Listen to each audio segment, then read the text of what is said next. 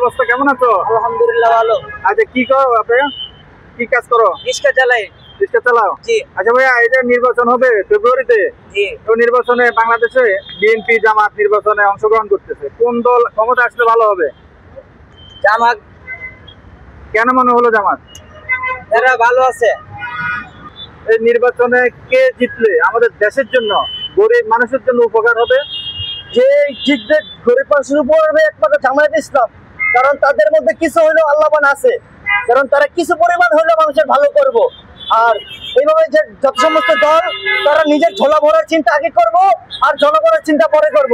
তাই এইসব দলে ভোট না দিয়া আমরা ভালো একটা দলের ভোট দেই, যারা কিনা আল্লাহকে চিনতে পারছে এবং কি আল্লাহর কাজে নিয়োজিত সর্বদাই। তাদেরকে আমরা সাপোর্ট করলে আমাদের জন্য ভালো হবে, কারণ আমরাই তার প্রতিদান পাবো। কারণ আমরা ভোট দেই যাতে আমরা সুস্থভাবে ভালোভাবে থাকতে পারি।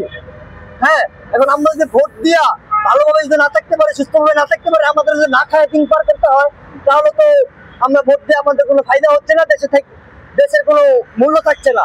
এখন আমরা যদি ভালো সুস্থভাবে যদি সুস্থ মাথায় যদি ভালো মানুষকে ভোট দেই, তাহলে উপকার এতে আমাদেরই। কি অবস্থা, কেমন আছো? আলহামদুলিল্লাহ ভালো।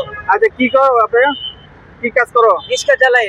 রিক্সা চালাও? জি। আচ্ছা ভাইয়া, এই যে নির্বাচন হবে ফেব্রুয়ারিতে, জি। তো নির্বাচনে বাংলাদেশে বিএনপি জামাত নির্বাচনে অংশগ্রহণ করতেছে, কোন দল ক্ষমতা আসলে ভালো হবে? জামাত। কেন মনে হলো জামাত? এরা ভালো আছে।